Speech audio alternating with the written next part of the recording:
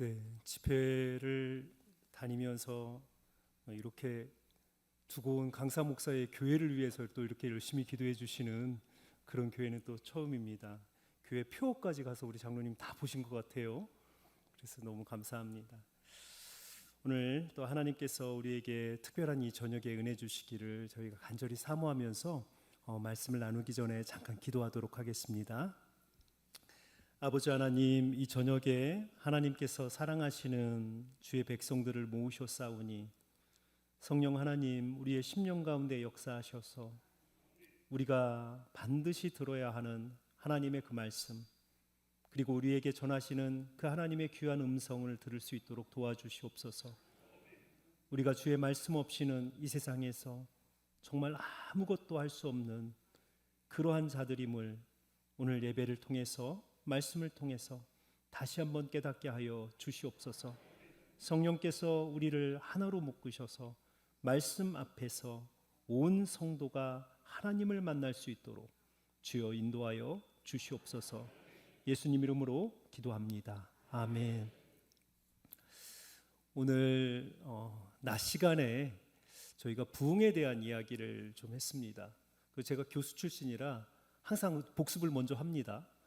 그래서 우리 참석하지 않으신 분들이 좀 계신 것 같아서 앞에 이야기 잠깐만 좀 정리하고 가도록 하겠습니다. 우리가 부흥이라고 이야기를 하면 우리는 대단한 뭔가 현장에서 일어나고 뭔가 삶이 갑자기 변하는 것들을 생각을 하는데, 성경에서 가장 정확하게 부흥을 기록하고 있는 사도행전에 보니까 교회가 부흥할 때마다 항상 하나님의 말씀이 흥왕하였다라고 하는 이러한 표현으로, 부흥의 시작은 한 사람이 말씀 앞에서 하나님을 만나는 것에서 부흥은 시작한다라고 성경은 그렇게 이야기를 하고 있다라는 것입니다. 그래서 이번 우리가 부흥성회 가운데에서도 그러한 우리 안에 말씀이 들어와서 우리 삶의 모든 문제를 해결하시는 역사가 일어나기를, 우리가 그저 하나님 내가 이런 문제가 있으니까 해결해 주세요가 아니고, 우리 삶에 문제가 생기면 약을 먹든지 주사를 맞든지 해야 우리 안에서 질병이 고쳐지잖아요. 하나님의 말씀이 우리 안에 들어와서 역사를 하셔야 삶의 문제가 해결되는 거예요. 그러니까 그런 말씀이 내 안에서 흥황하는 그런 부흥이 이번 특별히 부흥성회 가운데 있기를 간절히 기도하면서 우리 부흥회를 시작했습니다. 그래서 제가 첫 시간에 강조를 하는 것은 하나님은 말씀으로 역사하시는 하나님이시다. 온 세상을 만드신 것도 하나님의 말씀이시고, 온 세상을 이끌어 오시는 것도 하나님의 말씀이고, 한 사람의 인생을 붙드시는 것도 하나님의 말씀이시다라는 것입니다. 그런데 우리는 그 말씀 앞에서 두 가지 반응을 보인다는 거죠. 어떤 사람은 진짜 부르심에 순종하며 나아갑니다. 그런데 어떤 사람들은 하나님의 부르심 앞에 보여달라고 하는 거예요. 하나님이 나를 부르셨다는 그 증거를 보여주십시오. 끊임없이 기드온처럼 내 안에 증거를 보여주십시오. 끊임없이 하나님이 도마처럼, 예수 그리스도의 부활을 믿지 못하는 도마처럼 내 손가락을 넣어봐야만 알겠습니다 라고 그렇게 불순종의 역사를 이루는데, 결국 하나님께서 사용하시는 사람들은 말씀이 우리에게 이해가 되지 않아도 그 말씀을 믿고 첫 발을 내딛는 자에게 하나님께서 능력을 주신다는 거죠. 그래서 아브라함에게 이삭을 독자로 번제로 바치라라고 했을 때 하나님은 이미 숫양을 숫풀에 준비해 놓으셨지만 아브라함에게 그것이 보이지 않게 하는 거예요. 그리고 그 아들을 번제단에 올려서 죽이려고 하는 그때까지 하나님께서 말씀에 얼마나 순종하시는지를 보시고, 그제서야 아브라함을 부르시고, 그제서야 뒤를 돌아보니 하나님이 예비하신 숫양이 보이는 거예요. 우리 인생도 동일합니다. 우리는 항상 내 안에 문제가 생기면 하나님 숫양을 준비해 주세요, 하나님 예비해 주세요, 길을 열어주세요 하는데, 하나님의 역사하심의 방법은 말씀 앞에 순종하는 자에게 숫풀에 잡힌 순양이 보이게 역사하시는 거예요. 그래서 순서가 중요해요. 질서의 하나님은 말씀 앞에 순종하는 자에게 능력을 주셔서 세상 사람들이 감당할 수 없는 그 일을 하나님의 백성을 통해서 이루게 하시는 거예요. 그래서 우리가 하나님의 말씀을 들어야 되는 이유가 이 말씀 안에서 모든 것이 시작되기 때문에 그렇습니다. 그래서 첫 시간에 우리는 하나님의 말씀을 듣고 순종해야 합니다. 그렇게 첫 시간을 이제 마쳤습니다. 이제 두 번째 시간, 이 첫 저녁에 저는 여러분들에게 어떻게 해야 하나님의 그 말씀을 정확하게, 그 하나님의 나를 향한 하나님의 그 음성을 정확하게 우리가 선명하게 하나님의 음성을 들을 수 있는가라고 하는 그 이야기를 여러분들과 좀 나누고자 합니다. 사사시대를 이야기하면서 가장 암흑의 시대, 영적으로 암흑의 시대를 이야기하면서 말씀이 희귀하여 그들에게 하나님의 역사하시는 이상이 보이지 아니하였더라. 이게 정확한 430년의 사사시대를 요약하는 한 문장이에요. 말씀이 희귀하니 하나님의 역사하심이 드러나지 않는 시대였다라는 겁니다. 지금 우리의 시대를 보면 말씀이 참 희귀한 시대입니다. 성도들의 삶 가운데에서 말씀을 사모하는 마음들이 없어요. 그 하나님의 말씀을 붙들고 내 생명 다하여서 그 말씀에 순종하고 말씀을 끝까지 지키고자 하는 이러한 열정들이 없어요. 그래서 점점 우리의 예배도 또 우리의 기도도 도적의 기도가 되고 우리의 예배도 점점 공연이 되어져 가는, 내 눈앞에 무언가가 계속 보여지기를 원하는 거예요. 그 말씀을 들으려고 하지 않고, 그러다 보니까 말씀은 점점 멀어지고 들려지지 않는 그러한 시대가 되었습니다. 이러한 시대에 우리는 나의 삶 가운데 우리 교회 안에 어떻게 하면 다시 한번 말씀이 흥왕하는 그러한 부흥을 경험할 수 있을까라고 하는 이 문제를 오늘 하나님의 말씀을 통해서 우리가 살펴보고자 합니다. 우리가 하나님의 음성을 들었다, 혹은 하나님의 나를 향한 하나님의 말씀을 들었다라고 이야기할 때 경험적으로 우리는 두 가지 통로를 통해서 하나님의 말씀을, 나를 향한 하나님의 말씀을 듣습니다. 첫 번째는 목회자의 설교예요. 우리가 예배 가운데 하나님께서 선포하시는 그 설교, 그 설교를 통해서 성도들은 인생의 방향을 정합니다. 목자를 통해서 하나님께서 그 공동체에 속해 있는 모든 영혼들의 그 영적인 방향을 목자를 통해서 선포하게 하시는 거죠. 그래서 오늘 말씀드린 것처럼 예배 시간에 하나님의 말씀 앞에 집중하지 못하는 성도가 이 세상에 나가서 말씀으로 이 세상 가운데에서 승리할 확률은 제로입니다. 없어요. 그렇기 때문에 우리는 예배 시간에 승부를 내야 돼요. 내 영적 전쟁에 이 승부를 오늘 선포되어지는 저 말씀 속에서 내가 일주일을 살아갈 힘을 이 목자가 선포하는 이 말씀을 통해서 내가 얻으리라 라고 하는 영적인 승부를 그 예배 시간에 우리는 그 설교를 통해서 내야 되는 겁니다. 자, 그래서 하나님의 말씀을 듣는 굉장히 하나님께서 공식적이고 그리고 가장 정확하게 선포하는 그 하나님의 말씀은 설교자의 입술을 통해서 선포하게 하십니다. 그런데 여기에 함정이 있어요.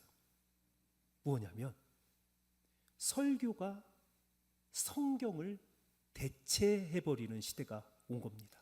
그 이야기가 무엇이냐면 성도들이 하나님의 말씀은 안 읽고 일주일에 한 번 설교 듣는 것으로 말씀을 듣는 것이 그걸로 끝나는 거예요. 그러니까 점점 우리 시대에는 당신의 인생을 바꾼 말씀이 무엇입니까? 라고 물으면 많은 사람들이 어떤 목사님의 설교를 이야기를 해요. 진짜 이 하나님의 말씀이 담겨있는 성경의 한 구절 이 어떤 말씀이 나의 인생을 바꿨습니다가 아니고 어떤 목사님의 설교를 듣고 저는 인생이 변했습니다, 이렇게 이야기를 하는 거예요. 어떤 면에서 아주 틀린 말은 아니에요. 그런데 또 한편으로 보면 이 표현이 굉장히 위험한 표현입니다. 물론 설교는 목회자가 하나님의 말씀인 성경을 성도에게 잘 풀어서 설명하고 그 말씀대로 살아갈 길을 제시한다는 점에서 하나님의 말씀의 가장 정확한 통로가 맞아요. 설교가. 그런데 만일 하나님의 말씀을 여러분들이 일주일에 하나님의 말씀을 듣는 시간이 혹은 하나님의 음성을 듣는 시간이 이 설교 시간, 이 짧은 1시간이라면 여러분들은 하나님의 놀라운 나의 삶 가운데 날마다 말씀하시며 다가오시며 순간순간마다 역사하시는 그 하나님의 그 만남을 우리 스스로 거부하고 있는 것입니다. 어쩌면 종교개혁이 아니고 중세 카톨릭 신자가 스스로 되기를 결단하는 거예요.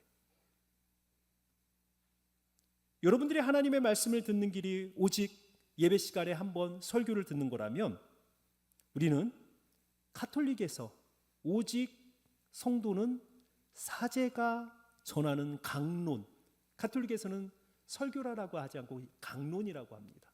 강론을 통해서만 하나님의 말씀을 듣는 그러한 종교개혁 이전의 캐톨릭 신자의 삶을 우리는 스스로 살아가기를 그렇게 결단하는 것이라는 것입니다. 제가 주일날 저희 교회 바로 옆에 성당이 하나 있습니다. 그래서 제 목양실에서 이렇게 보면 제 목양실은 이렇게 3층인데요. 저희 교회로 오는 성도들하고 성당으로 가는 성도들하고 차이가 딱 있어요. 교회로 오는 성도들은요, 가방이 묵직해요. 그리고 적어도 우리 남자 성도들은 가방을 잘 안 들고 다니니까 성경책을 들고 오세요. 그런데 성당으로 가시는 분들은 손이 가벼워요. 가방도 작은 거 가지고 가요. 왜냐하면 그분들은 성경책을 가지고 갈 필요가 없어요. 왜냐하면 지금도 캐톨릭은 성경은 오직 사제만이, 신부만이 성경을 읽고 성경을 가르칠 수 있다라고 지금도 가르치고 있기 때문에 성도들이 성경을 읽어야 되는 어떠한 의무도 없습니다. 종교개혁의 가장 중요한 목적이 무엇이었냐면 사제들에게만 주어졌던 하나님의 말씀을 성도들에게 돌려주는 것. 이것이 종교개혁의 가장 첫 번째 목적이었습니다. 중세에는 사제들만이 성경을 읽고 가르칠 수 있도록 성경도 라틴어 외에는 다른 어떤 언어로 성경을 번역하지 못하게 했습니다. 이렇게 사제가 말씀을 독점하던 시대에 성경을 라틴어가 아닌 영어, 독일어 등 자기들의 모국어로 번역하고자 했던 사람들이 존 위클리프, 얀 후스, 윌리엄 틴데일 이러한 사람들인데 이러한 사람들의 그 성경 회복 운동이 결국은 마틴 루터나 존 칼빈과 같은 종교 개혁자들의 그 종교 개혁의 불씨가 되었던 것입니다. 그러나 이들이 시작한 하나님의 말씀을 성도에게 돌려주고자 했던 말씀 회복 운동이 지금 이 시대에 어쩌면 우리 스스로 성경 읽기를 포기하면서 하나님의 말씀 읽는 것을 포기하면서 우리 스스로 종교개혁 이전의 중세 캐톨릭 그 신자가 되어가고 있는 우리의 모습을 우리는 발견해야 합니다. 제가 대학에서 교수로 이렇게 섬길 때 신입생들이 오면 면접을 봅니다. 그러면 그들에게 제가 항상 묻는 게 있어요. 우리 지원하신 학생이 일평생 삶에 가장 영향을 주었던 하나님의 말씀은 무엇입니까? 라고 이렇게 묻습니다. 제가 기대한 것은 그 학생들이 성경을 읽고 어떤 구절 안에서 깊이 기도해서 그 가운데에서 하나님께서 나를 부르셨던 말씀과의 만남의 순간이 있었습니까? 라고 하는 것을 묻는데요. 대부분의 학생들은 이렇게 대답을 합니다. 저는 고등학교 2학년 때 수련회에 참석해서 그곳에서 은혜를 받았습니다. 혹은 어떤 목사님의 설교를 듣고 저는 회심을 했습니다. 이렇게 이야기를 해요. 그럼 제가 짓궂게 한 번 더 물어봅니다.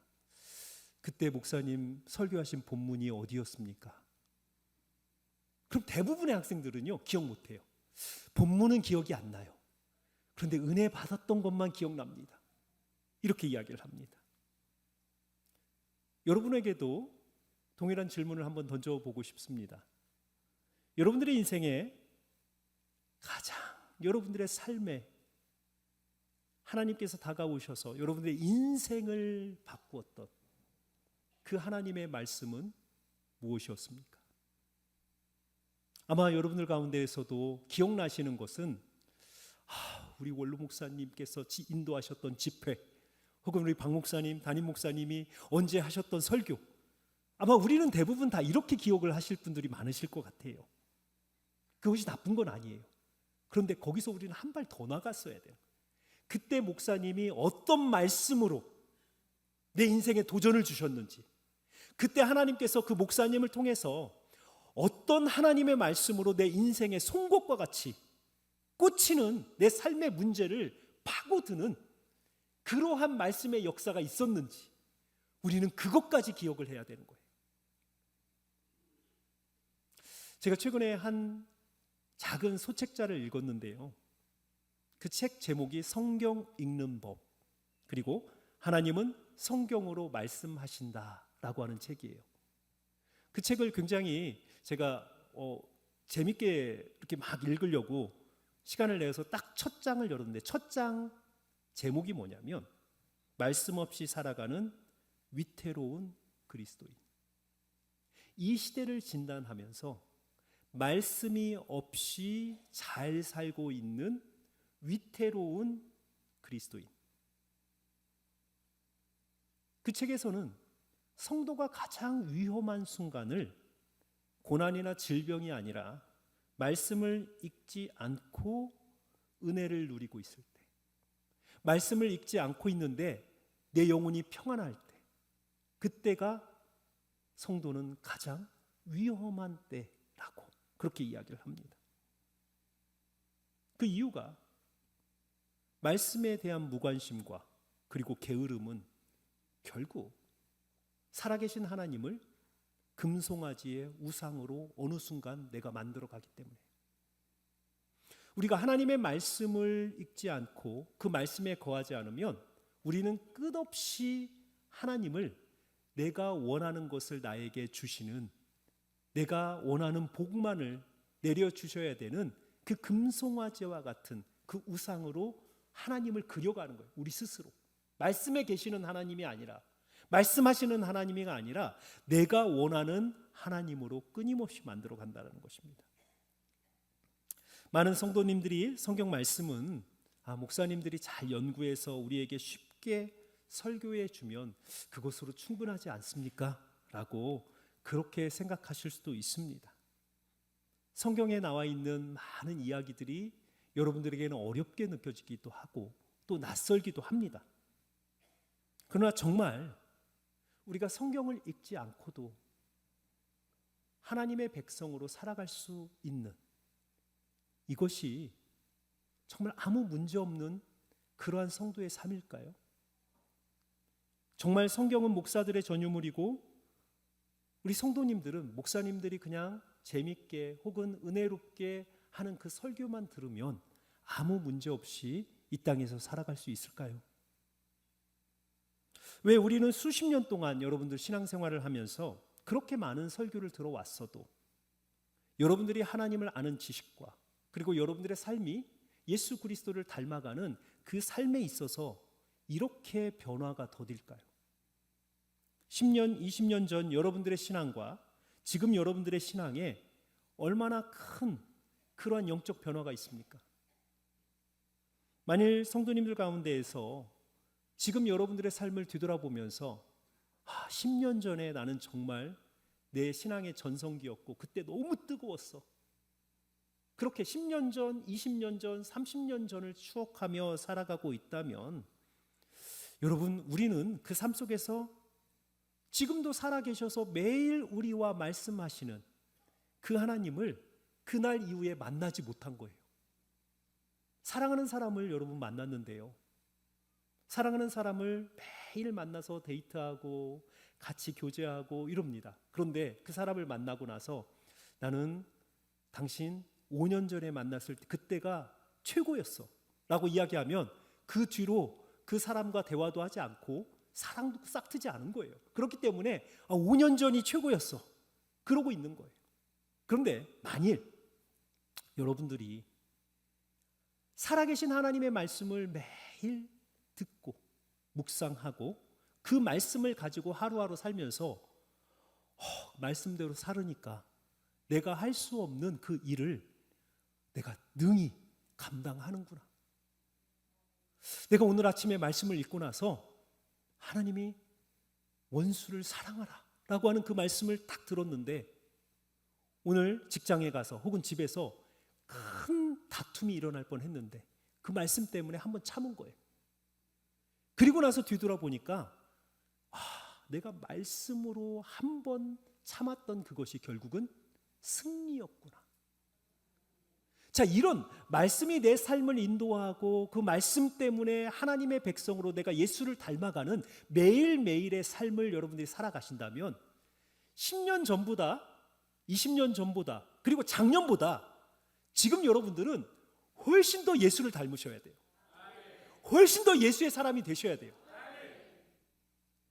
여러분 스스로 여러분들의 영적 상태를 이 하나님의 말씀으로 진단해 보십시오. 우리가 이렇게 오늘을 말씀으로 살지 못하고 과거를 추억하며 그렇게 살아가고 있다면 여러분들 오늘 하루를 하나님의 말씀 가운데 그 말씀을 듣고 말씀의 도전을 받고 말씀을 가지고 오늘 하루를 살아가려는 그 내 안에 고군분투하는 말씀을 가지고 이 세상과 영적 전쟁을 하면서 그래서 승리한 그 승자의 그 눈물, 말씀 붙들고 하루를 살았더니 내가 이 고난 속에서도 오히려 감사할 수 있었다라고 하는 이 승자의 이 눈물, 이 기쁨, 이것을 경험해 본 사람은 내가 오늘을 왜 하나님께서 나에게 주셨는지 그것을 깨닫게 되는 거예요. 그런데 하나님의 그 말씀에 도전도 없고 말씀을 가지고 살아가고자 하는 의지도 없고 어제와 오늘이 큰 차이도 없고 오히려 10년 전보다 지금의 내 생활은 하나님의 말씀보다 더 멀어져 있고 말씀이 희귀한 그런 삶을 가끔 나에게 뜨문뜨문 던져지는 은혜만 가지고 그저 굶어 죽지 않을 정도의 그런 영적인 신앙생활을 하고 있다면 여러분 심각하게 여러분들의 영혼의 모습을 보셔야 돼요. 나의 인생에서 말씀의 가뭄이 흉년이 다가왔구나. 이러다 내가 죽겠구나.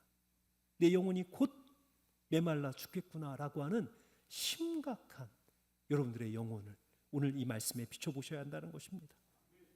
여러분 조금 제가 과격한 표현일 수 있겠지만 여러분 매주 들으시는 우리 목사님의 설교만 듣고는 절대 신앙이 자라지 않습니다.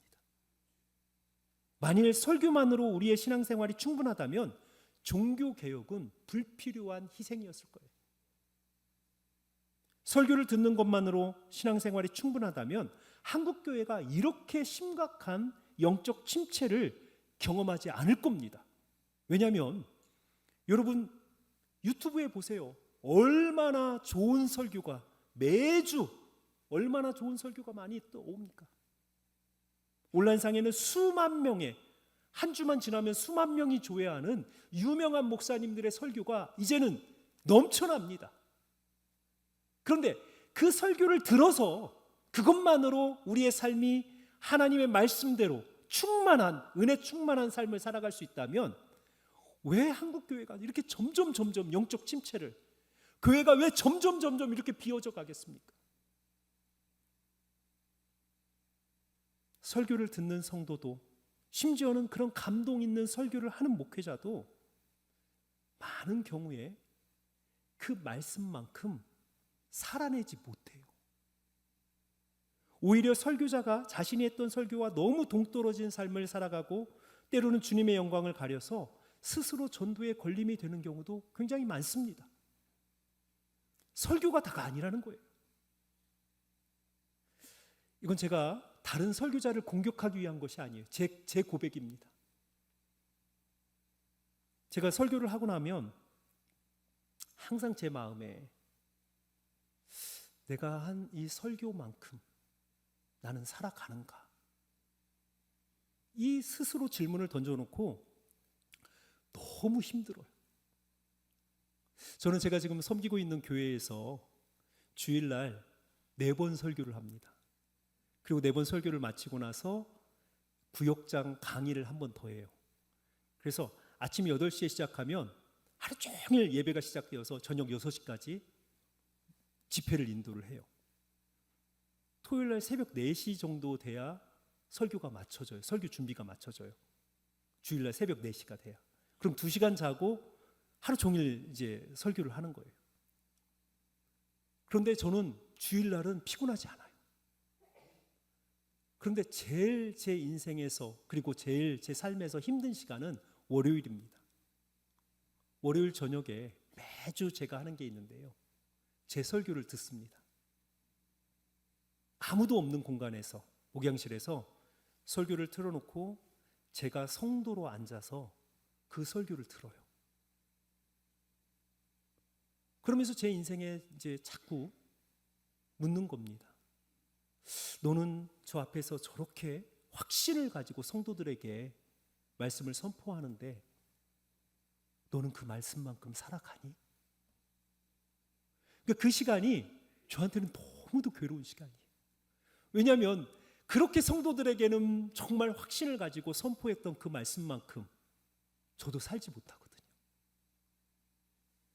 설교자가 하나님의 말씀을 통해서 하나님과 깊이 교제하고 은혜를 누리지 못한 상태에서 아무리 좋은 설교를 해도 결국 그 설교는 성도들의 삶을 바꾸지 못합니다. 요즘에 말을 잘하는 목회자들은 너무 많아요.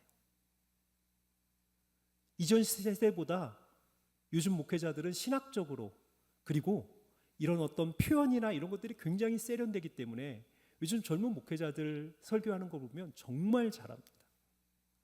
그런데 이전 세대보다 영적인 감화나 성령의 능력, 말씀의 능력은 이전 우리 선배 목회자들보다 현저하게 줄어듭니다. 그 이유가 뭐냐면 우리 신앙의 선배 목사님들은요, 신학적으로 많이 공부를 하지 않았어도 그 말씀 하나를 가지고 살아내려고 몸부림을 치시는 거예요.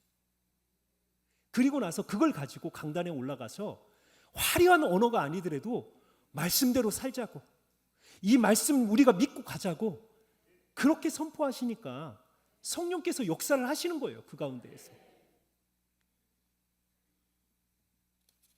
설교자도 이렇게 성경을 읽고 그 말씀 가운데에서 자신을 돌아보지 않으면 영적으로 정말 깊은 침체를 경험할 수밖에 없는데, 그 설교를 듣는 성도들이 이 말씀 안에서 끊임없이 하나님을 만나지 않으면 그 설교 하나 듣는다라고 해서 그들의 인생이 결코 변하지 않습니다.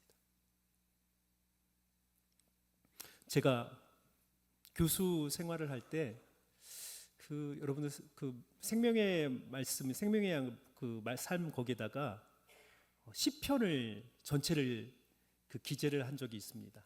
그래서 시편 묵상을 1편부터 150편까지 생명의 삶에 제가 쭉 기재를 한 적이 있어요. 한 번은 제가 프랑스의 선교사님들, 아프리카에 있는 선교사님들 이렇게 교육을 시키는 일이 있어서 프랑스에 가서 일주일 동안 강의를 하고 돌아오는 길이었어요. 공항에 도착을 했는데 짐을 찾기 전에 화장실을 갔다가 딱 나오는데, 제가 그때 어떤 고민이 있었냐면 그 생명의 삶에다가 제가 이렇게 기고를 하는 게 저에게 마음이 편치 않는 거예요. 왜냐하면 제가 막 묵상을, 하나님의 말씀을 묵상을 해서 써놓은 그것이 제 느낌은 이거예요. 이건 성도들이 말씀을 읽고 그 스스로 하나님의 말씀 앞에서 깨달아야 될 것을 내가 말씀을 읽고 묵상해서 오히려 성도들에게 하나님께서 끼칠 그 영향을, 그 은혜를 내가 이렇게 좁혀놓는 건 아닌가. 굉장히 마음이 불편한 거예요. 그래서 제 표현으로는 이거예요. 내가 좋은 음식을 먹고 그것을 다시 개워서 토해서 이거 드세요 하고 나는 소화를 해서 내 말씀으로 소화를 한 걸 다시 토해서 누군가에게 먹이는 느낌이었어요. 그래서 어느 순간에 내가 이거 기고 그만해야겠다, 그런 마음을 가지고 출장을 갔다 왔는데, 공항에 도착을 해서 화장실에 잠깐 갔다가 나오는데 화장실 앞에서 청소하시는 아주머니가 그 생명의 삶을 펴고 그날의 그 시편 말씀을 펴고 그걸 읽고 계시는 거예요. 쉬는 시간인 거예요. 이분이 청소를 하다가 쉬는 시간에 그 화장실 앞에서 제가 쓴 그 글을 읽고 계시는 거예요. 제가 그분 옆에 이렇게 쪼그리고 앉아서 여사님, 이 말씀이 이해가 됩니까? 오늘 시편 말씀이 이해가 됩니까? 너무 좋아요. 저는 이 짧은 시간인데 제가 그걸 성경을 가지고 다니지도 못하고 그러니까 이 짧게 이 말씀을 이렇게 요약해 놓은 게 저한테는 너무 좋습니다. 제가 그 여사님께 그랬어요. 사실 이거 제가 썼어요. 제가 그 뒤로 그 시편 마지막 편까지 다 써서 기고를 했어요. 제가 본 게 그거예요. 한 사람이 화장실 청소를 하다가 그 짧은 쉬는 시간에 그 하나님의 말씀 그걸 가지고 그 가운데에서 그 짧은 시간에 그 말씀을 가지고 살아내는 거예요. 얼마나 그 가운데에서 힘든 일입니까? 여사분이 남자 화장실 청소도 해야 되고 화장실 청소하는 게 공항에서 얼마나 힘든 일이에요. 그런데 그 쉬는 시간마다 그 말씀을 펴고 그 말씀을 가지고 그 고난과 그 어려움을 이겨내는 거예요. 이렇게 성도가 주중에 하나님의 말씀인 성경을 읽어야만 주일에 와서 목사님의 설교가 들리는 거예요. 아무리 여러분들이 좋은 성경 공부를 하고 아무리 목회자가 이곳에서 말씀을 잘 준비해서 여러분들에게 전달해도 주중에 한 번도 하나님의 말씀 가운데서 하나님을 만나지 못한 여러분들의 영혼이 이곳에 와서 아무리 경건한 예배를 아무리 좋은 설교를 들어도 그 말씀이 여러분들의 심령 가운데서 역사하지 않습니다. 목사님이 가끔 하는 즐거운 예화나 슬픈 예화만 잔뜩 마음속에서 감동을 일으켜요. 그런데 그런 감동은요, 영화 한 편 보셔도 느끼는 동일한 감동이에요. 하나님은 그 감동 가운데 역사하지 않으세요. 그래서 마음밭을 준비된 자가 그 하나님의 말씀에 씨앗이 뿌려졌을 때 그곳에서 열매를 맺는 겁니다. 자, 그래서 여러분, 설교를 통해서 하나님은 분명하게 성도의 인생의 방향을 정해요. 교회 방향도 정하고요. 그런데 그 방향을 따라갈 수 있는 힘은 여러분들이 한 주간의 삶 가운데에서 하나님의 말씀인 성경을 끊임없이 읽어가면서 하나님과 깊은 교제를 한 사람만이 하나님께서 주의 종을 통해서 선포하시는 이 설교를 통해서 여러분들의 인생의 방향을 찾아갈 수 있는 겁니다. 제가 얼마 전에 이제 중년이 되니까요, 마음이 되게 허전하더라고요. 그래서 제가 제일 못하는 게 음악이에요. 그래서 한번 극복해보자. 그래서 내 평생에 악기를 하나는 불어야겠다고 제일 쉬운 게 뭔가 하고 보니까 색소폰이 제일 쉽다고 그러더라고요. 그래서 그러면 우리 은퇴하신 우리 선배 교수님들하고 함께 색소폰을 좀 배워봅시다 하고 이제 모여가지고 일주일에 한 번 그 레슨을 받기로 했습니다. 근데 저는 워낙 바쁘니까, 그리고 연습할 공간이 없어요. 그게 생각보다 소리가 크더라고요. 아파트에서도 못하고 뭐 그렇다고 어디에서 할 수 있는 공간이 없으니까 저는 그 연습하러 레슨 받으러 가는 그때가 제가 색소폰을 부는 유일하고 마지막 시간이에요. 근데 다른 분들은 엄청나게 연습을 해가지고 오시는 거예요.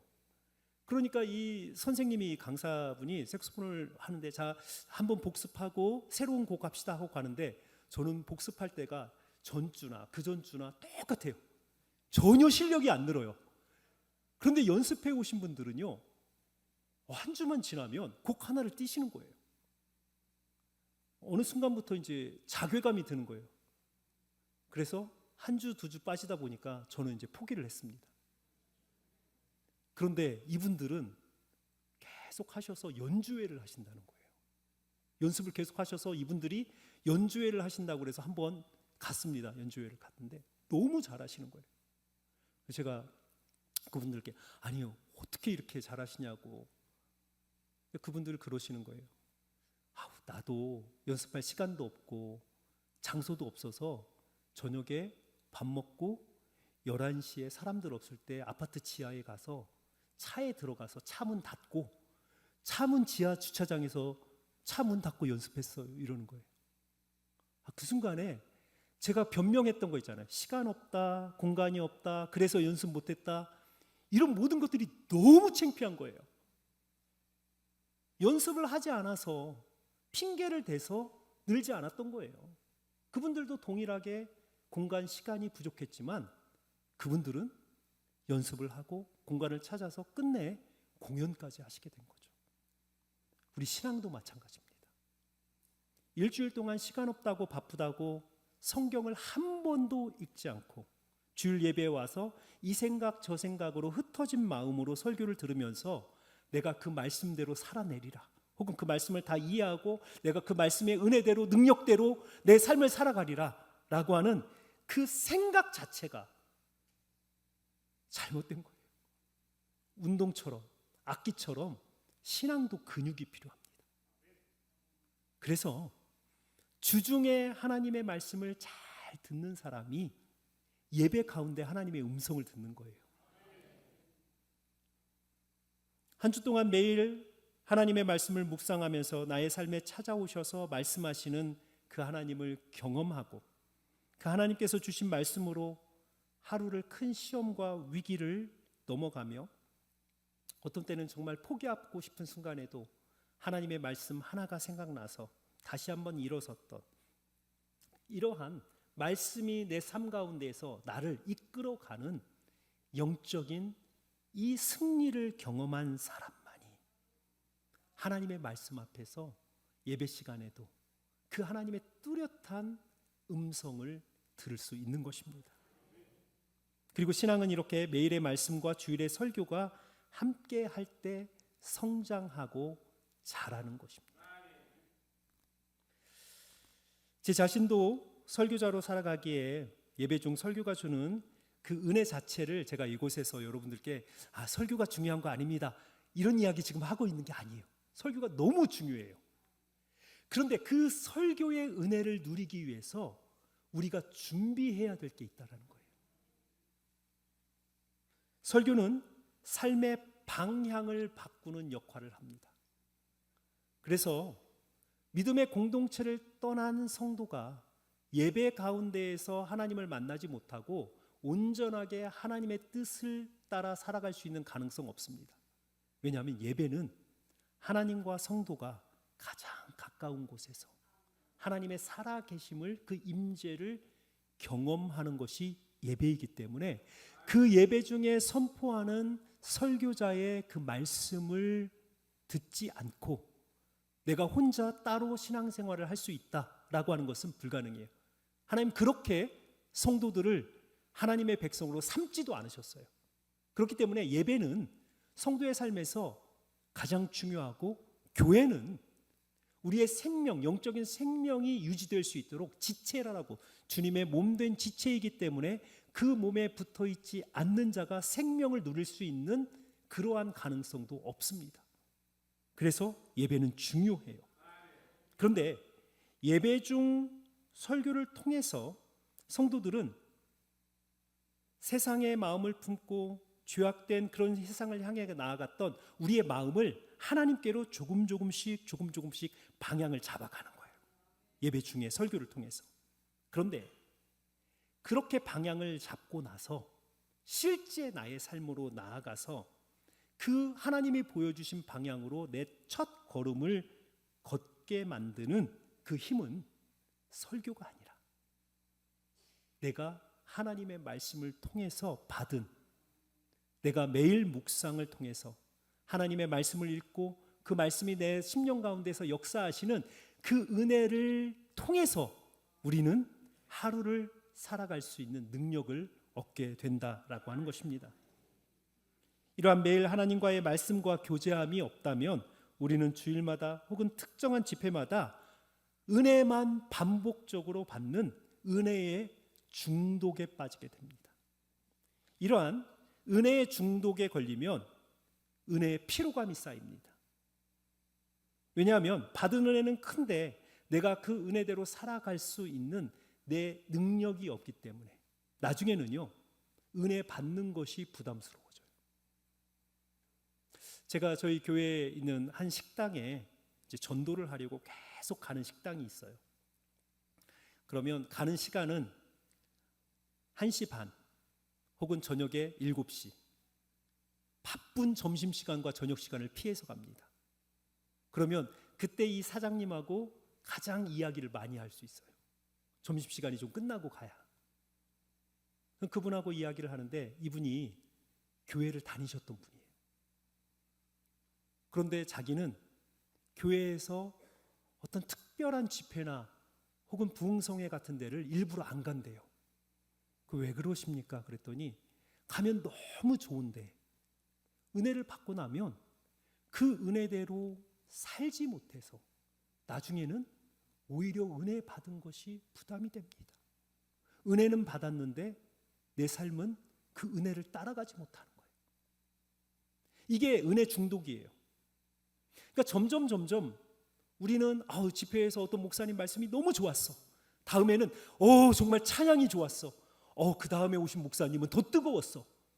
우리는 끊임없이 무언가 자극적인 은혜가 내 삶 가운데 오기를 원해요. 은혜는 받았어요. 그런데 집에 돌아가면, 여러분들의 일상에 돌아가면 은혜 받기 전하고 큰 차이가 없는 거예요. 그러니까 그 다음에는 더 큰 은혜가 임하고 더 큰 은혜를 받기를 원하지만 내 삶 안에서 영적으로 굉장히 무기력해집니다. 피로해져요. 왜냐하면 알거든요. 또 실패할 것을. 자, 그래서 우리가 하나님의 말씀을 듣는 일은 설교가 하나님의 그 말씀을 대체할 수는 없습니다. 설교는 성도가 한 주 동안에 하나님의 말씀과 동행한 자가 예배 가운데 와서 그들의 인생의 방향을 조금씩 하나님이 가장 원하는 곳으로 찾아갈 수 있도록 여러분들의 영혼을 이끄는 과정입니다. 실제로 내가 그 하나님이 인도하시는 그 방향으로 한 발을 내딛는 힘은 어디서 나오냐면 여러분들이 매일 성경을 읽고 그 성경 속에서 하나님을 깊이 만나는 이러한 하나님과의 깊은 말씀의 만남, 이 만남이 있어야만 실제로 우리의 삶 가운데에서 우리는 하나님이 원하시는 그러한 말씀을 듣고 음성을 따라 살아갈 수 있는, 그래서 어제보다 오늘이 훨씬 더 하나님 보시기에 아름다운 인생을 살아갈 수 있는 능력을 우리는 이 말씀을 통해서 얻어갈 수 있다라는 것입니다. 그래서 다시 한번 정리합니다. 설교는 너무 중요해요. 그런데 설교만 듣고 여러분들이 일주일 동안 예배 시간에 한번 펴본 그 성경책, 그것이 여러분들이 성경을 피는 마지막 순간이고 처음 순간이라면 여러분 굉장한 위험 속에 빠져 있는 거예요. 그래서 항상 하나님의 말씀을 아침에도 저녁에도 말씀을 펴고 묵상하고 그 말씀을 따라 살려고 노력을 하셔야 돼요. 그래야만 하나님의 그 말씀이 여러분들의 삶 가운데에서 능력이 되고 어느 순간에는요 말씀이 들리기 시작합니다. 내가 읽고 있지만 그 말씀이 내 귀에 하나님의 음성으로 들리기 시작해요. 자, 그래서 첫 번째, 설교는 절대 설교만 가지고 하나님의 말씀을 대체할 수 없다. 그러니까 하나님의 말씀을 잘 읽으셔야 된다라고 하는 겁니다. 다행히 제가 보니까 순복음 우정부교에 그 성경 읽기 표가 있더라고요. 그 표대로 꼭 읽으십시오. 우리 목사님 말씀하셨지만 제가 우리 성도들에게 성경 읽기 2년 전부터 동요를 해서 우리 권사님들 80, 90 되신 분들이 나이만큼 성경 읽고 주님께 갑시다. 제가 그 말씀을 드렸는데 진짜 그걸 하나님의 말씀으로 받으시고 새벽에 잠이 안 오면 이제는 유튜브 보는 게 아니고 하나님의 말씀 켜고 보는 게 너무 즐겁대요. 그래서 내 나이만큼 하나님의 말씀 읽고 내가 주님께로 가겠습니다 라고 하는 이 사명 가지고 저희 교회 벌써 지금 이제 6월이잖아요. 3독, 4독 하신 분이 계세요. 성경을. 그 말씀을 읽고 나서 우리 어르신들의 표정이 바뀌었어요. 맨날 절 보면 목사님 허리가 저려요, 다리가 아프셔요, 이야기만 하시던 분들이 저를 만나면 이제 말씀이 너무 좋아요. 말씀이 너무 좋아요. 하시는 말씀이 변했어요. 말이 변하셨어요. 그분들의 말이. 왜냐하면 하나님의 말씀이 들어가니까 뭐가 나오냐면 허리 아프다는 얘기가 나오는 게 아니고 아이고 너무 좋아요. 내가 아직도 글을 읽을 수 있어서 하나님의 말씀을 볼 수 있다는 게 너무 감사합니다. 감사가 나오기 시작하는 겁니다. 여러분들도 도전하고 싶습니다. 여러분들의 나이만큼 하나님의 말씀 1독, 2독, 3독, 4독 꼭 그 나이만큼 하시고 하나님 앞에 가시면 하나님 정말 기뻐하실 거예요. 왜냐하면 말씀의 사람이 돼서 오신 거거든요. 자, 두 번째, 이제 우리가 하나님의 음성을 들을 수 있는, 하나님의 말씀을 들을 수 있는, 내 가운데서 하나님의 말씀이 흥황하는 두 번째 방법은 기도를 통해서예요. 기도를 하다 보면 하나님의 말씀이 내 영혼 가운데 음성으로 들립니다. 그래서 우리가 하나님의 말씀을 기도 가운데에서 하나님의 음성을 듣는 것은 굉장히 은혜로운 성령 하나님의 놀라운 역사인데요. 그런데 이곳에서도 또 하나의 함정이 있습니다. 그것은 뭐냐면 하나님의 말씀을 읽지 않고 하나님의 음성을 들으려고 하는 이 시도가 결국 우리를 영적으로 굉장히 위험한 곳으로 이끌어 간다는 것입니다. 벌써 한 30년 전 제가 신학교 이렇게 다닐 때는 한국 교회에 기도원 운동이 굉장히 활발했습니다. 전국 곳곳에 기도원들이 진짜 많았습니다. 각 지역마다 유명한 기도원이 있었고 각 기도원마다 유명한 원장님들이 있었습니다. 그래서 성도들이 그때는 은혜는 기도원에서 받고 예배는 교회에서 드리자, 이게 구호가 될 정도로 성도님들이 엄청나게 기도원을 많이 찾아다니셨어요. 목사님들 가운데에서도 처음에는 성도님들 기도원 가는 거 막다가 나중에 따라가셔서 은혜 받고 은사 받고 그리고 목회의 방향을 바꾸신 분들도 굉장히 많았습니다. 제가 제 이야기 조금 나누겠습니다. 저는 전통적인 3대 4대에 이르는 캐톨릭 집안에서 태어나고 자랐습니다. 저희 집안에는 수녀님도 있고 신부님도 있어요. 제가 고등학교 2학년 때 제가 처음으로 예수를 믿고, 제가 장남이고 장손입니다. 그래서 가문에서는 지금도 저를 죽일 놈이에요. 제가 처음 예수를 믿고 은혜가 너무, 고등학교 2학년 때 은혜를 너무 사모해서 각 기도원을, 전국의 기도원을 다니기 시작했습니다. 고등학교 2학년짜리가. 그래서 전남 장성에 있는 할렐루야 기도원에서 철원에 있는 대한수도원까지 여름방학에 그냥 배낭 하나 메고 각 기도원 그 원장님들이 가지고 계신 은사들이 다 있거든요. 어떤 분들은 병고침, 어떤 분들은 예언, 방언, 이런 은사들, 제가 그 원장님들 막 찾아가서 만나서 원장님 저도 방언하게 해주세요. 저도 병고침 하게 해주세요. 저도 예언하게 해주세요. 처음에는 그 원장님들이 저를 굉장히 이제 어린애가 막 오니까요. 그러다가 몇 번 가면 막 기도도 해주시고 그러셨어요. 이제 그렇게 막 은혜를 사모하면서 고등학교 2학년, 3학년을 보냈습니다. 그래서 저는 캐톨릭을 다니다가 그렇게 은혜, 은사, 이러한 어떤 그 체험을 통해서 예수님을 제가 알게 되었으니까 저는 기독교는 다 그런 줄 알았어요.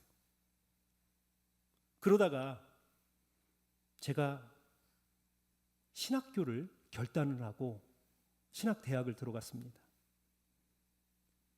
그런데 제가 들어간 그 신학대학은 그런 은혜와 은사는 멈추었다, 하지 마라 라고 하는 대학을 들어간 거예요.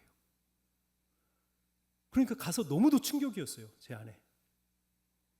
왜냐하면 아무것도, 기도도 크게 하면 안 되고, 아멘도 하면 안 되고, 방언도 하면 안 되고, 성령 이런 거 얘기하면 안 되고, 뭐 이런 이제 학교를 다니다 보니까 제 안에서 너무 갈급함이 생기기 시작했습니다.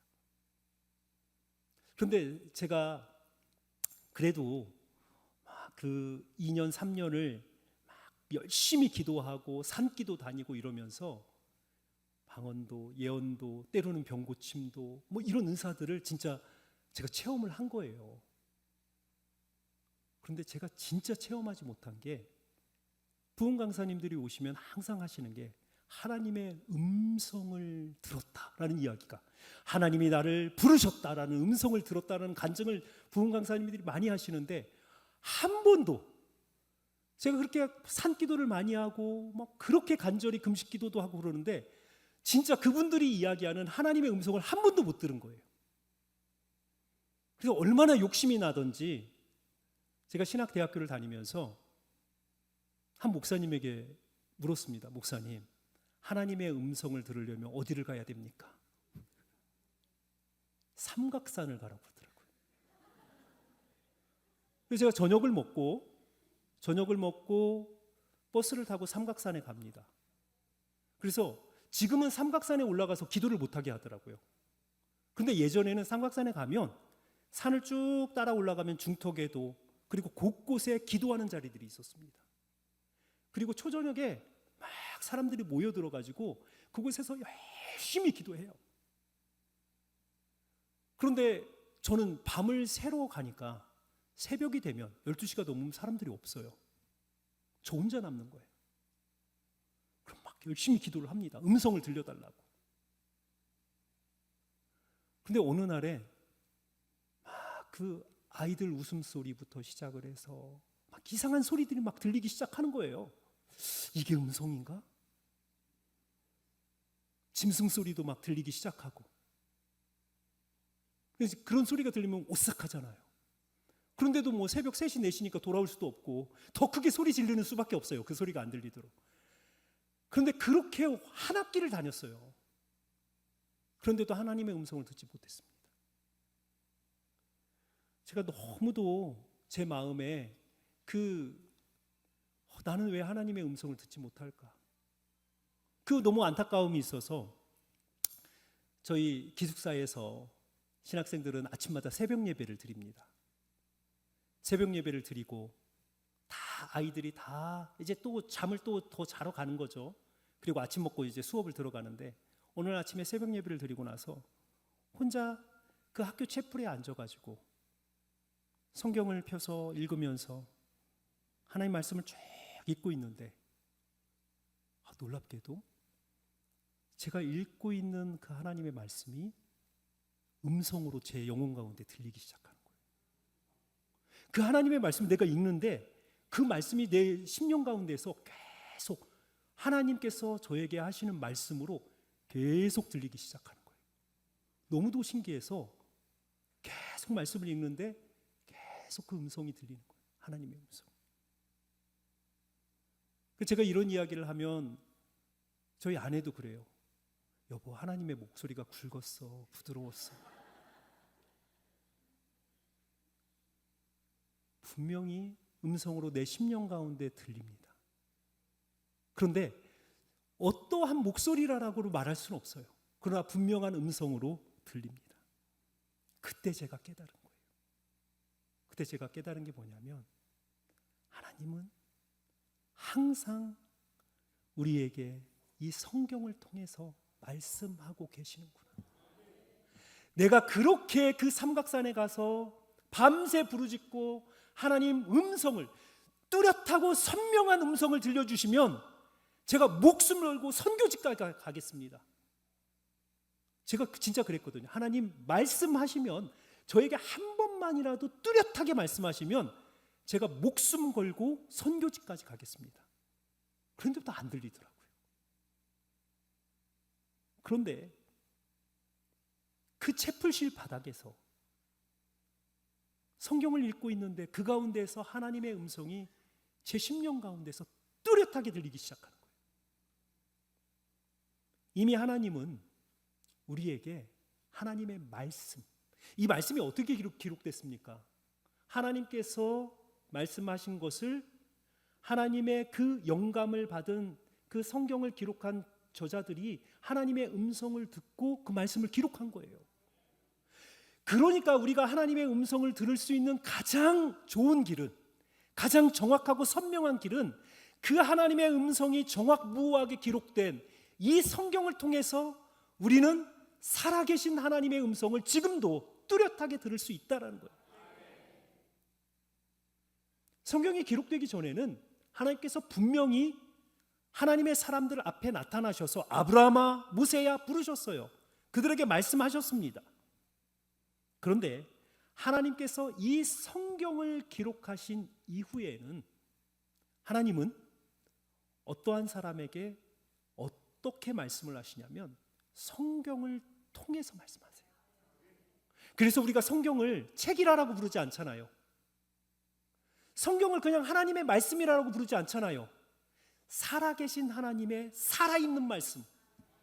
고백은 그렇게 하면서 왜 한 번도 성경을 통해서 살아계신 하나님께서 지금도 나에게 말씀하시는 그 살아있는 말씀을 왜 안 들으시냐는 거예요.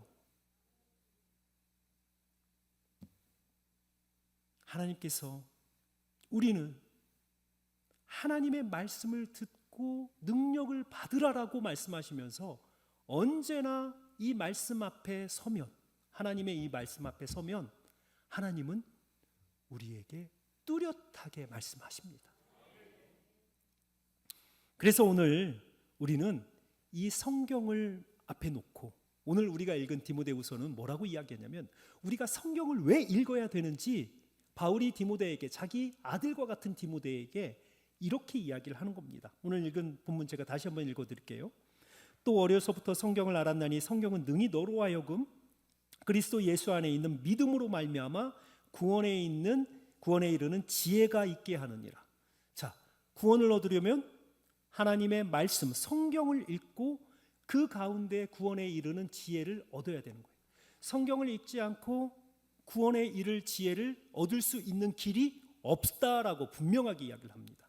더 나아가서 이제 한 번 더, 모든 성경은 하나님의 감동으로 된 것으로 교훈과 책망과 바르게 함과 의로 교육하기에 유익하니 우리에게 인생을 어떻게 살아야 하는지, 바르고 의롭게 살아가야 되는지를 가르쳐주는 책이라는 거죠.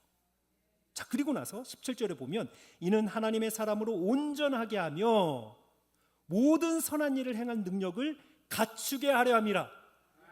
능력이 어디에서 온다고요? 하나님의 말씀 성경에서 우리가 이 세상에서 온전하고 그리고 하나님이 기뻐하시는 모든 선한 일을 할 능력이 이 하나님의 말씀 성경 안에서 우리에게 다가온다라고 말씀하는 겁니다. 이걸 우리는 성경의 충족성이라고 이야기를 해요. 구원에서부터 하나님이 원하시는 삶까지 모든 우리 인생의 길은 하나님의 말씀 안에 있다라고 합니다. 그래서 고백하잖아요. 주의 말씀은 내 발의 등불입니다.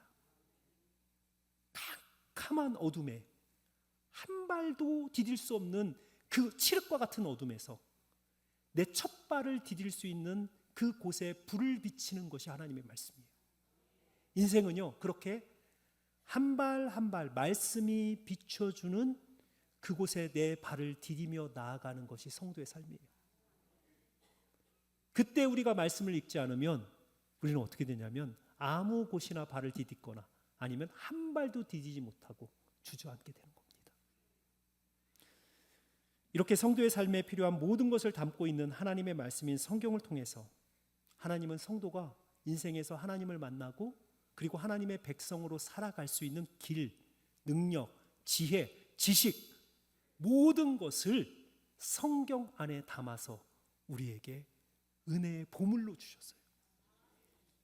그래서 우리가 하나님의 음성을 듣는 가장 정확하고 빠른 방법은 성경을 읽으면서 그 성경 속에서 나의 삶을 향해 말씀하시는 하나님을 말씀 가운데서 만나고 그리고 성경 말씀을 통해서 나에게 말씀하시는 하나님의 음성을 듣는 것입니다. 그래서 여러분, 응답받는 기도는 하나의 비결이 있습니다. 기도만 열심히 하면 응답은 멀어집니다. 기도를 하지 말라는 이야기가 아니에요. 기도할 때마다 응답받는 기도의 비결은 말씀을 읽으면서 기도하는 거예요. 저는 성경 묵상을 어떻게 하냐면 장수를 정하지 않습니다. 때로는 시간을 정하지 않아요. 어떤 때는 한 구절에서 멈출 때도 있습니다. 성경을 아침에 펴서 읽다가 성령께서 저에게 감동을 주세요. 그러면 그곳에서 멈춰서 그 말씀을 붙들고 제 입술에다 그 말씀을 담으면서 계속 기도합니다. 주님, 오늘 이 말씀 붙들고 살게 해주십시오. 어떤 때는 2장, 3장, 4장, 5장 갑니다. 그러다가 하나님께서 멈추게 하실 때가 있어요. 한 말씀이 제 심령 가운데서 쿵 쉴 때가 있습니다. 그러면 그때 하나님의 말씀을 앞에 놓고 또 꿇어 엎드려 기도합니다. 하나님, 아브라함을 부르신 이 말씀이 내 생명 영혼을 부르는 말씀 되게 해주십시오. 그 말씀 붙들고 기도합니다. 자, 그래서 우리가 응답받는 기도 혹은 말씀 가운데 하나님의 음성을 듣는 그 말씀 읽기는 기도와 말씀이 함께 갈 때 일어나는 거예요. 그래서 제가 비유로 설명을 하면 이거예요. 말씀을 읽지 않고 기도만 열심히 하시는 분들은 풍선 있잖아요. 큰 풍선 행사할 때 거기다가 헬륨 넣어가지고 띄우잖아요. 이 큰 풍선을 띄워놓고 줄을 매지 않는 것과 같아요. 그러면 이 풍선이 어떻게 되냐면 바람 부는 대로 갑니다. 공중에 떠서 그냥 바람 부는 대로. 우리의 기도가 그래요. 말씀을 읽지 않고 기도만 열심히 하면요, 어느 순간 기도가 보면 진짜 도적의 기도를 하고 있어요. 그런데 또 반대로 기도하지 않고 말씀만 읽으면 그 풍선이 줄에 잘 메어져 있는데 뜨질 못해요. 그 풍선이 그냥 땅에 있는 거예요. 줄만 잘 메어져 있고. 그러니까 우리의 기도와 말씀은 어떻게 되냐면 풍선에다가 그 공기를 가득 넣고, 그러나 그 풍선을 이 땅에 하나님의 말씀에다 꽉 묶어놔야 돼요. 그래서 내 기도가 바람 가운데에서 움직일 수는 있어요. 그런데 절대로 이 줄을 벗어나지는 않습니다. 말씀을 읽으며 기도하시는 이러한 성도들은 그 말씀 안에서 기도하기 때문에 그 기도가 절대 말씀을 벗어나지 않고 그 기도는 반드시 응답될 수밖에 없습니다. 성경을 읽어야 하나님의 뜻을 알 수 있고 성경을 읽어야 하나님의 능력으로 이 세상을 능히 이기며 살아갈 수 있다는 이 말이 우리 성도님들에게는 오늘 하나님께서 여러분들에게 주시는 하나님의 음성 그리고 하나님의 도전이 되기를 간절히 축원합니다. 이러한 시대에 우리가 하나님의 말씀을 통한 그 회복 운동, 이 시대에 너무 필요해요. 왜냐하면 우리의 귀와 우리의 마음이 너무 세상에 다 빼앗겨 있어요. 우리 어르신들 유튜브 그만 보셔도 돼요. 진짜 주님이 언제 부르실지 모르는 그 시대를 살아가고 있습니다. 말씀 더 읽으시고, 아직 끝날 시간 안 됐는데 지금 자꾸 신호를 저 더 할 겁니다. 유튜브, 사람들 이야기, 세상의 것들, 여러분 그 시간 너무 아까운 시간. 말씀 읽으세요. 말씀. 하나님의 말씀에 집중하다 보면요, 여러분들이 가지고 있는 세상의 모든 근심들, 걱정들 그 말씀 안에서 다 위로받습니다. 다 능력을 받습니다. 다 이겨낼 힘을 우리는 그 말씀 가운데서 받는 거예요. 분명 성경을 읽는다는 것이 결코 쉬운 일은 아닙니다. 우리가 소설을 읽다 보면 밤새 소설을 읽어도 지루하지 않아요. 그런데 성경을 밤새 읽는다고 여러분들이 막 너무 재밌어서 그 다음 장 넘어가고 그러지 않습니다. 굉장히 고역이에요. 이건 우리뿐만 아니고 베드로도 성경을 읽다가 어려웠다라고 고백을 합니다. 베드로서 3장 15절을 보니까 이렇게 베드로가 이야기를 합니다. 아마 저희하고 굉장히 막 같은 심정을 가지고 고백을 한 것 같아요. 또 우리 주의 오래 참으심이 구원이 될 줄 여기라. 우리가 사랑하는 형제 바울도 그 받은 지혜대로 너희에게 이같이 썼고 또 그 모든 편지에도 이런 일에 관하여 말하였을 때 그 중에 알기 어려운 것이 더러 있으니, 어렵다는 거예요. 무식한 자들과 굳세지 못한 자들이 다른 성경과 같이 그것도 억지로 풀다가 스스로 멸망에 이르느니라. 베드로도 바울이 쓴 편지 중에 알기 어려운 말이 더러 있다, 사실은 많이 있었다라는 뜻이에요. 그리고 그것을 억지로 풀다가 잘못된 것으로 빠져들었다라고 그렇게 이야기도 합니다. 우리가 성경을 읽는 것이 이렇게 베드로도 어렵다고 했는데 우리가 성경을 읽으면서 다 쉽게 소설책 읽듯 다 모든 것이 이해되지는 않습니다. 그런데 베드로는 이 어려운 성경을 읽는 방법을 또한 우리에게 이렇게 가르쳐 줍니다. 베드로후서 1장 20절을 보니까요, 먼저 알 것은 성경의 모든 예언은 사사로이 풀 것이 아니니 예언은 언제든지 사람의 뜻으로 낸 것이 아니요 오직 성령의 감동하심을 받은 사람들이 하나님께 받아 말한 것임이라 라고 이야기합니다. 사사로이 개인의 모습으로 푸는 것이 아니고 성령으로 풀어야 된다. 반대로 이야기하면 기도하면서 읽어야 성경은 보이기 시작한다라는 거예요. 고린도전서 2장 13절을 보니까 이렇게 이야기합니다. 우리가 이것을 말하거니와 사람의 지혜가 가르친 말로 아니하고 오직 성령께서 가르친 것으로 하나니 영적인 것은 영적인 것으로 분별하느니라. 왜 우리가 성경을 읽으면서 기도해야 되고 기도하면서 말씀을 읽어야 되는지 성경의 저자인 베드로도 바울도 이렇게 우리에게 지금 말씀하고 있는 겁니다. 제가 박사 논문을 쓰면서 고비가 한번 왔습니다. 논문을 쓰는데 진도가 전혀 안 나가는 거예요. 6개월 동안 한 문제를 가지고 풀어가는데 해결이 안 되는 거예요. 그러면 어느 순간에 가서 이제 포기를 해야 됩니다. 그러면 10년 동안 공부한 것이 다 끝나는 거예요. 너무 절박해서 제가 미국에 있을 때 주를 넘어가면, 제가 있었던 주에서 위에 주로 한 3시간 정도 차를 운전해 가면 한국 목사님이 운영하는 기도원이 있었어요. 그래서 제가 책을 싸 들고 기도원에 가서 기도를 좀 해야겠다. 이 논문이 더 이상 나가지 않으니까 내가 이 책을 앞에 놓고 좀 기도를 해야겠다. 그래서 기도원에 갔습니다. 그래서 기도원에 등록을 하고 목사님이 그러시는 거예요. 얼마나 계실 거예요? 그래서 모르겠습니다. 응답 주실 때까지 있으려고 합니다. 방을 하나 배정을 해주셔서 짐을 풀고 기도원의 그 성전에 가서, 그 본당에 가서 꿇어 엎드려서, 바닥에 꿇어 엎드려서 기도를 했어요. 하나님, 제가 잠언 논문을 썼거든요. 잠언을 가지고 박사 논문을 썼는데 그 잠언의 한 본문이 풀어지질 않는 거예요. 하나님, 너무 답답합니다. 6개월을 이걸 가지고 연구를 하는데도 풀어지지 않습니다.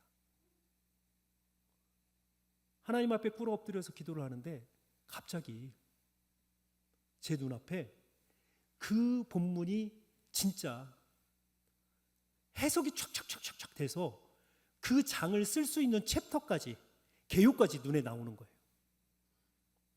제가 너무 놀래가지고 펜을 가져다가 막 그 성경책 뒤에다가 막 썼습니다.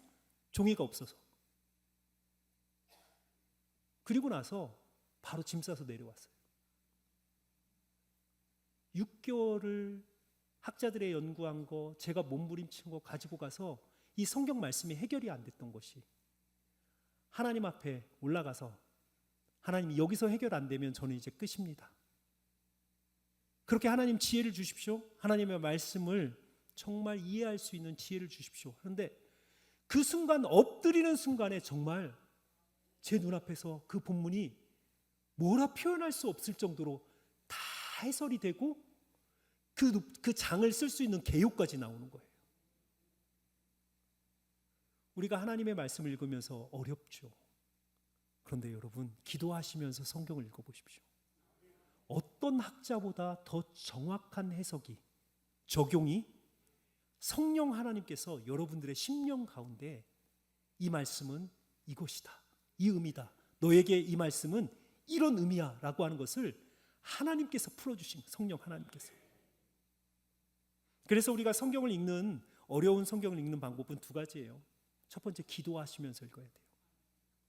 성경은 진짜 기도하시면서 읽으면 여러분들의 영적인 눈이 뜨여지기 시작하면서 책으로 보였던 이 성경이 어느 순간에 진짜 살아있는 하나님의 말씀과 음성으로 보여지고 들려지기 시작합니다.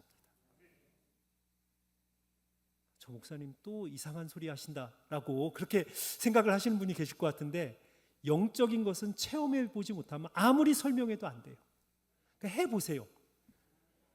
진짜 하나님께서 여러분들이 기도하면서 하나님의 말씀을 읽을 때 그 말씀이 내 영혼 가운데서 살아 역사하는 그러한 기적들이, 그러한 은혜들이 있는지 없는지 해보십시오.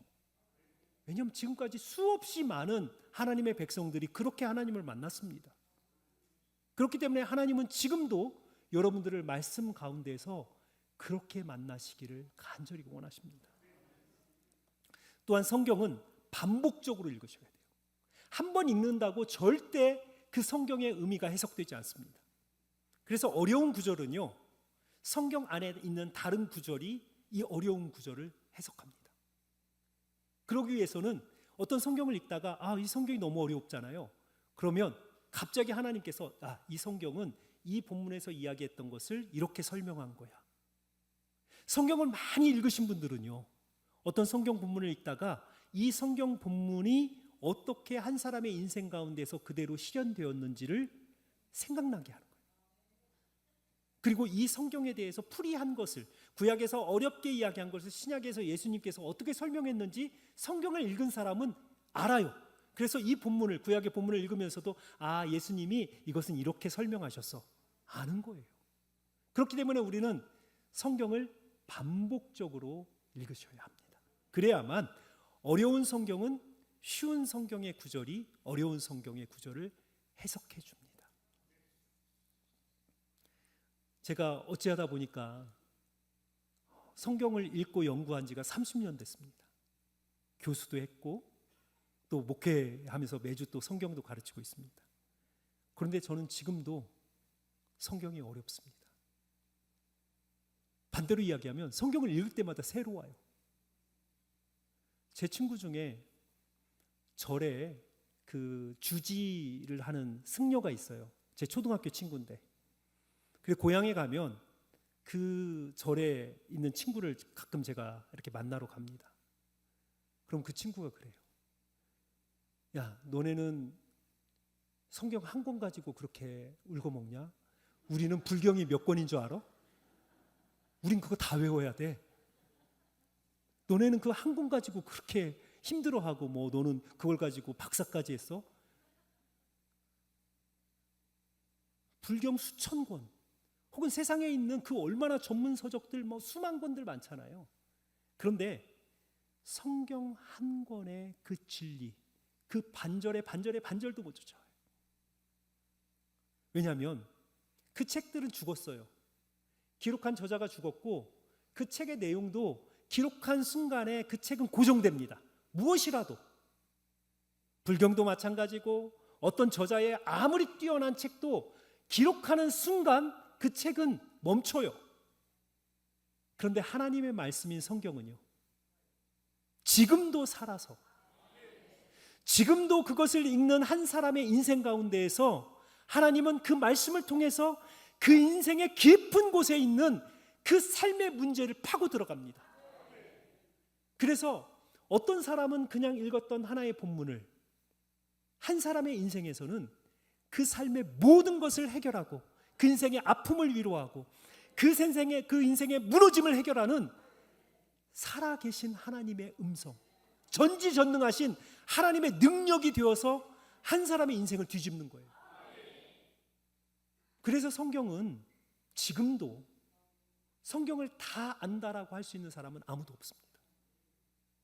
왜냐하면 기록된 성경이 지금도 살아서 역사하고 그 성경이 지금 한 사람의 인생 가운데서 얼마나 많은 사람들의 인생 가운데서 의미를 부여하고 문제를 해결하고 또 하나님의 음성으로 방향을 정하고 인도하고 있는지 모릅니다. 자, 그래서 우리는 이 성경을 대하면서 어떻게 대해야 되냐면, 살아계신 하나님의 말씀, 지금도 이 성경 안에는 하나님께서 나에게 하고 싶은 이야기, 내 인생에서 하나님이 인도하실 그 수없이 많은 계획들이 이 말씀 속에 다 담겨 있구나. 그러니까 내가 말씀을 읽어야지. 우리는 이러한 마음으로 하나님의 말씀을 앞에 놓고 하나님을 만나고 하나님의 음성을 듣고, 그리고 하나님께서 내 인생 가운데 인도하시는 등불, 그 발걸음을 놓아야 되는, 내일은 어떻게 살아야 됩니까? 오늘은 어떻게 살아야 됩니까? 하나님의 말씀을 읽고 오늘 하루의 첫 발을 내딛는 그 등불이 하나님의 말씀이 될 때 우리 인생은 낭비하지 않고 하나님 가장 기뻐하시는 그러한 삶을 두벅두벅 하루하루 걸어나갈 수 있다는 것입니다. 설교를 시작하면서 드렸던 질문에 이제 답을 해야 될 시간이 됐습니다. 어떻게 하면 하나님의 말씀, 하나님의 음성을 가장 정확하게 들을 수 있을까요? 하나님이 우리에게 주신 보편적인 하나님의 음성을 듣고 하나님의 말씀을 우리가 깨닫는 방식은 설교와 기도입니다. 그런데 설교와 기도라고 하는 이 두 가지에만 집중을 하게 되면 함정이 될 수 있어요. 설교만 듣고 충분하다라고 여기는 것은 영적 게으름이고, 기도만 열심히 하면 하나님의 모든 뜻을 알 수 있다라고 하는 것은 영적인 교만이 되는 거예요. 그렇기 때문에 우리는 항상 무엇을 해야 되냐면, 설교를 잘 듣기 위해서 한 주 동안 말씀을 가지고 여러분들이 살아내셔야 돼요. 매일매일 말씀을 통해서 하루를 시작하고, 그리고 하루를 마칠 때는 그 말씀이 승리하고 말씀이 이겨내었던 그 하루를 하나님 앞에 감사하면서 날마다 그 말씀과 호흡하면서 사셔야 주일에 선포되어지는 이 설교가 여러분들의 인생의 방향을 바꾸는 겁니다. 그래서 설교를 듣고 감동만 받으시는 분들은요, 은혜 중독자가 될 가능성이 커요. 웬만한 설교 가지고는 이제 마음에 감동도 없어요. 이게 심각한 병이에요. 그리고 나서 이야기를 하는 거죠. 우리 목사님 설교가 요즘에 영 시원치 않아. 자기 영혼은 모르고 얼마나 한 주 동안 말씀과 떨어져 살았으면 목사가 그렇게 생명 다해 전달하는 그 설교를 듣고도 시원치 않다라고. 그 영혼이 메마른 거예요. 그러니까 하나님의 말씀이 들리지 않으면 무엇을 여러분 봐야 되면, 내가 얼마나 한 주 동안 하나님의 말씀을 가지고 살아왔는지를 뒤돌아봐야 돼요.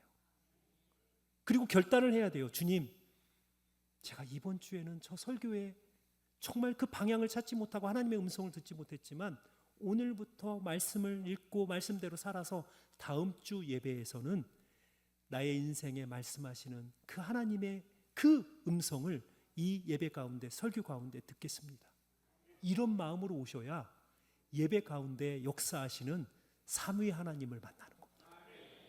또한 기도는요, 하나님께서 우리에게 주신 대단한 영적 무기입니다. 그런데 기도만 하게 되면, 잠언에 보면 미련한 자의 손에 회초리를 주었다라는 거예요. 가시나무에 회초리를 주었다는 거예요. 미련한 자는 가시나무를 아무데나 휘두릅니다. 그래서 막 다치게 해요, 사람들을. 기도가 그래요. 말씀에 묶이지 않은 기도는 아무 곳이나 흘러가요. 이 사람에게 상처도 주고, 때로는 내 안에 막 욕망을 하나님 앞에 이거 해주세요, 저거 해주세요, 끝없는 청구서를 하나님 앞에 쏟아내고, 내 자신이 겸손하기보다는 바리새인처럼 하나님 저는 이것도 했고 이것도 했고 이것도 했고 끊임없는 자기 자랑만 늘어놓는 기도들을 하는 거예요. 우리의 기도가 하나님이 기뻐하시는 그러한 능력의 기도가 아니고, 끊임없이 내 자신의 요구와 내 자신의 자랑만을 쏟아내는 그런 도적의 기도가 되는 이유는 말씀의 기도가 묶이지 않기 때문에 그렇습니다. 기도하시면서 항상 하나님의 말씀을 읽으시면서 기도하셔야 돼요. 그러면 그 기도에 능력이 담기기 시작합니다. 그리고 정말 하나님께서 원하시는, 내 인생 가운데서 원하시는 것을 나도 모르게 내 입술을 통해서 하나님 앞에 고백하고 선포하게 되는 거예요. 그리고 우리는 그 선포한 기도대로 살아가게 되는 겁니다. 그래서 여러분, 말씀을 읽지 않고 기도를 열심히 하는 것은 끈떨어진 풍선입니다. 어디로 갈지 몰라요. 그래서 우리가 하나님의 말씀을 정확하게 듣기 위해서 우리는 반드시 하나님의 말씀을 읽으면서 기도하셔야 그 기도 중에 하나님의 음성을 듣고 하나님께서 나에게 원하시는 그것을 깨닫고 내가 그것을 기도할 수 있어요. 이게 하나님이 가장 기뻐하시는 기도입니다. 우리가 성경을 읽어야 되는 그 다양한 많은 이유들 가운데에서 진짜 하나님의 음성을 가장 정확하게 들을 수 있고 내 인생에 살아갈 능력이 이 말씀 안에 있다면 우리가 성경을 읽지 않을 이유가 없는 거예요. 다만 우리가 성경을 읽지 않는 것은 우리의 교만과 게으름 때문에 그렇습니다. 그래서 겸손히 날마다 하나님의 말씀 앞에 나아가십시오. 하나님의 이 말씀 없이도 하루를 무사히 살아갈 수 있다라고 하는 이 마음은 교만이에요. 영적인 교만입니다. 그래서 하루 첫 시작을 하면서 일어나면 가장 먼저 무엇을 하시는지 여러분 삶을 보십시오. 이게 내 삶의 우선순위거든요. 요즘 일어나면 가장 먼저 하는 것이 날씨를 보고 뉴스를 보고 주식창을 열어보고 미국 시장은 어떻게 됐나, 그런 것들 아무것도 아닙니다. 가장 먼저 하나님의 말씀을 첫 시간에 기도하고 첫 시간에 한 절이라도, 아무리 바빠도 정말 그 하나님의 말씀 펴서 읽을 그 한 절을 읽을 시간이 없지는 않습니다. 우리의 마음이 없는 거죠. 하루를 살아갈 말씀이 없어도 그 하루를 용감하게 살아갈 수 있다라고 하는 이 교만과 이 무지가 우리를 붙들고 있기 때문에 첫 시간을 하나님 앞에 드리지 못하는 것입니다. 그러나 여러분, 하루의 첫 시간을 하나님의 말씀과 기도로 시작해 보십시오. 다릅니다. 확연하게 하루가 다릅니다.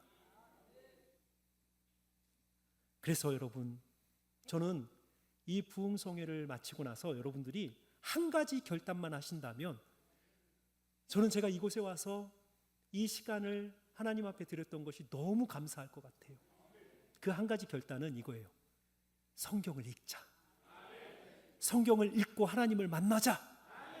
이 결단 하나만 여러분들이 이 부흥성회를 통해서 가지신다면 저는 너무 감사하고, 하나님은 여러분들의 삶 가운데서 이 부흥성회를 통해서 역사하신 것이라고 믿습니다. 제가 최근에 목회를 하면서 가장 행복했던 순간이 있습니다. 얼마 전에 그 스승의 날이었잖아요. 스승의 날이었는데 우리 연세가 많으신 권사님께서 저한테 이렇게 뿌깃뿌깃 뭘 하나를 이렇게 손에 쥐어주시는 거예요. 목사님, 이거 목사님 꼭 읽어보세요. 제가 막, 저는 이제 혹여나 그 연세 많으신 권사님들이 목사님 용돈 쓰세요 막 이렇게 주시는 분들이 있거든요. 그래, 권사님 괜찮습니다. 저는 막 이렇게 했어요. 그러니까 그 권사님, 목사님 돈 아니에요. 목사님 편지예요. 읽어보세요. 가지고 왔어요. 권사님 그 편지를 뭐라고 쓰셨냐면, 목사님 너무 감사합니다. 제 평생에 성경을 한 번도 안 읽었는데 목사님 하도 성경 읽으라 해서 성경을 읽기 시작해서 처음으로 제 평생에 성경 일독했습니다. 그랬는데 제 마음에 얼마나 큰 기쁨이 찾아오는지 몰라요. 목사님 성경 읽으라라고 그렇게 강단에서 외쳐주셔서 감사합니다. 그걸 편지로 이렇게 쓰셨더라고요. 제가 그 편지를 딱 받고 너무 감격스러운 거예요. 한 성도가 그 목사가 강단에서 하나님의 말씀을 읽으십시오 그랬는데 그 말씀에 순종해서 성경을 한번 일독하고 나서 너무 인생이 변했고 너무 감사하고 그 고백을 하셨다라는 그것이 저에게는 어떤 선물보다, 인생의 어떤 그 기쁨보다 저에게 컸습니다. 제가 이런데 하나님은 어떠시겠어요? 제 마음이 이런데 하나님의 마음은 어떠시겠냐고요. 여러분들이 매일매일 그 하나님을 만나고자 그 하나님의 말씀을 읽고 그 말씀 앞에서 기도하고 그 말씀 가지고 살아가려고 몸부림치고 이런 모습을 하나님께서 바라보시면 얼마나 기쁘시겠냐고요. 우리 사랑하는 우리 성도님들이 이렇게 살아갔으면 좋겠습니다. 진짜 말씀에 붙들려서 말씀의 사람들로 살아가기를 간절히 축원드립니다. 제가 우리 교회학교 학생들을 모아놓고 한번 이런 이야기를 했습니다. 저는 여러분들이 딱 한 가지만 인생 가운데에서 실천하며 살았으면 좋겠습니다.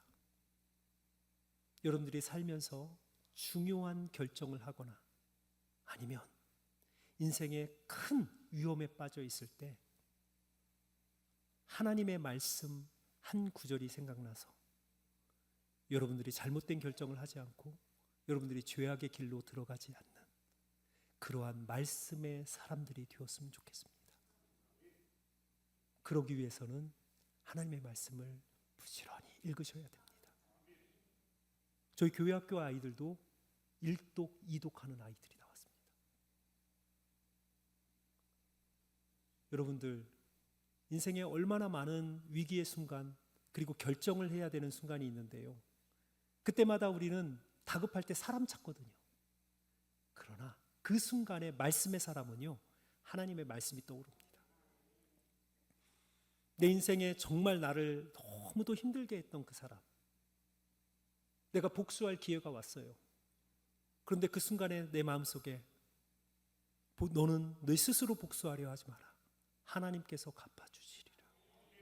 이 한 말씀이 생각나서 내가 복수를 할 수 있는 그때에 복수를 하지 않고 오히려 은혜로 한 사람을 베푸셨다라고 하면 하나님이 하늘나라에서 가장 기뻐하시는 인생의 큰 악에 빠질 그 위험에서 말씀을 기억해서 정말 하나님이 원하시는 선한 일을 이루는 이러한 결정을 한 한 사람, 이러한 사람을 하나님은 지금도 찾으시는 거예요.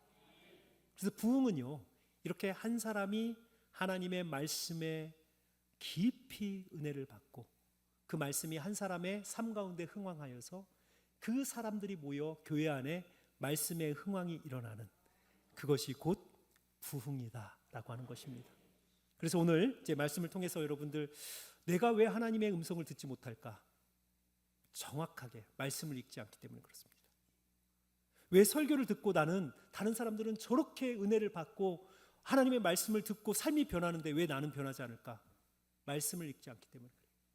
왜 나는 기도 가운데에서 정말 능력을 받지 못할까? 하나님의 말씀을 읽지 않기 때문에 그래요. 그래서 하나님의 말씀을 읽어보십시오. 그 가운데서 하나님이 역사하십니다. 오늘 이제 두 번째 시간에 하나님의 말씀을 들어야 됩니다. 하나님의 말씀은 어떻게 들어야 되는지 오늘 배웠고요. 이제 내일은 말씀을 듣는 것으로 그치는 것이 아니고 말씀대로 살아가는 법. 그래서 예수 그리스도가 이 땅에 말씀으로 오셔서 그 말씀을 어떻게 삶 가운데에서 이루고 실천하시며 살으셨는지, 그리스도가 말씀이 되셔서 말씀을 성취하신 예수 그리스도의 삶을 통해서 우리는 나의 삶 가운데서 어떻게 말씀을 이루며 살아갈 수 있을까라고 하는 그 문제를 내일 살펴보고자 합니다. 그래서 우리가 좀 단계적으로 지금 이렇게 가고 있으니까요, 여러분 빠지지 마시고 내일 이 시간에도 함께 오셔서 그렇게 말씀대로 살아가는 법을 내일 배우도록 하겠습니다. 우리 이 시간 잠시 좀 기도했으면 좋겠습니다. 오늘 하나님은 우리에게 분명하게 말씀하십니다. 하나님의 말씀을 듣는 자가 하나님의 음성을 듣는다라고. 하나님의 말씀을 읽는 자가 결국은 하나님의 뜻대로 살아갈 수 있다라고 오늘 분명하게 우리에게 말씀합니다. 그래서 우리의 삶을 한번 뒤돌아보십시오. 내가 얼마나 말씀에서 멀어져 있는지. 하나님의 말씀이 희귀한 것이 아니고 여러분들이 하나님의 말씀에서 멀어진 것입니다. 그렇기 때문에 우리가 하나님의 말씀 앞에 다가가면 하나님의 말씀은 우리의 삶 가운데 흥황하십니다. 지금도. 그래서 하나님 이 시간 제 마음속에 다시 한번 말씀을 사모해서 하나님의 말씀이 없이는 하루를 시작하지 않고 하나님의 그 말씀을 떠나서는 어떤 결정도 하지 않는 말씀의 사람 되게 해주십시오. 우리 시간 하나님 앞에 우리 주여 삼창 한번 하고 말씀의 사람 되게 해주십시오. 우리 시간 간절히 하나님 앞에 기도하겠습니다. 기도합니다.